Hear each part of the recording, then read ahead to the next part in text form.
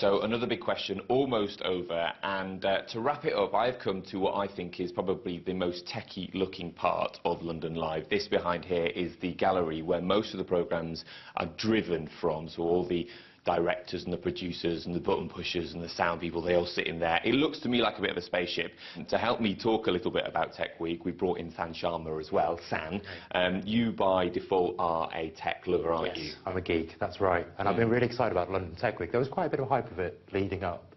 I mean, it's a chance for London to showcase itself as a digital hub around the world. And they did this with bringing together big established tech brands and homegrown talent. Over, I think it was like over 200 events, expected 30,000 attendees.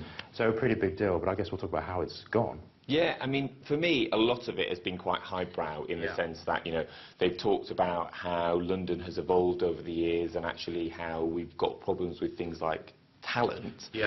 But I haven't seen that much tech, have you? No, well, it's quite business-focused, I think, this first year. So talking about how to start a tech company or how to grow it. So it's kind of a conference-y vibe this year, lots of networking events, but not too much for consumers. There was one thing I really enjoyed. It was the Tech Tavern, which was a pub in Holborn. They converted a pub into a place where people could go and get a drink and try out some of the tech gadgets, and that was lots of fun. And it didn't ignore the World Cup either. There was a second screen tech demo during the Germany and Portugal game, which was lots of fun.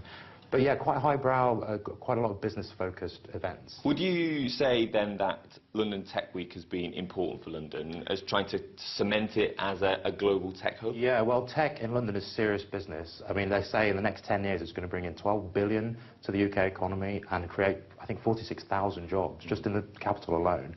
So they're taking it very seriously. But I think they want to draw the world's attention to London as this digital hub. I mean, people are comparing it to London Fashion Week. There are some big differences there. London Tech Week, I don't think, has had the media coverage that London Fashion Week gets because it's not as attractive to see gigs as it is to see models on a catwalk.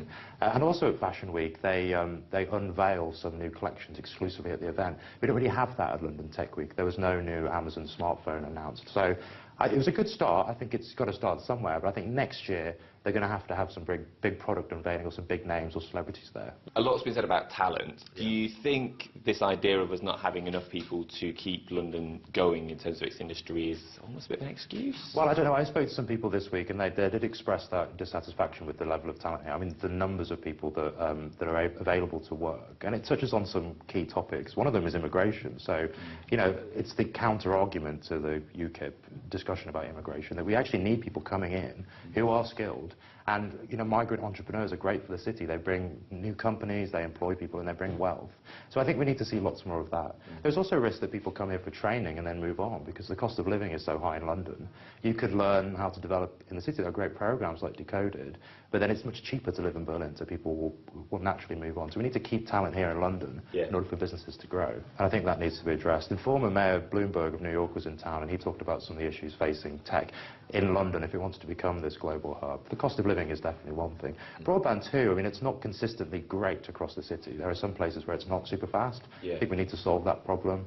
And of course education, so getting young people into coding and developing and technology from a much earlier age will help keep talent in the city. Fine, so for London's first ever Technology Week then, give it a rating, 1 to 10, 1 being appalling, 10 being the best event you've ever been to. It's definitely in beta, so it's the first year, it needs an improvement. I would say maybe like 6 out of 10, so not bad, but I think it needs some heavy hitters next year to get all that media attention that it deserves.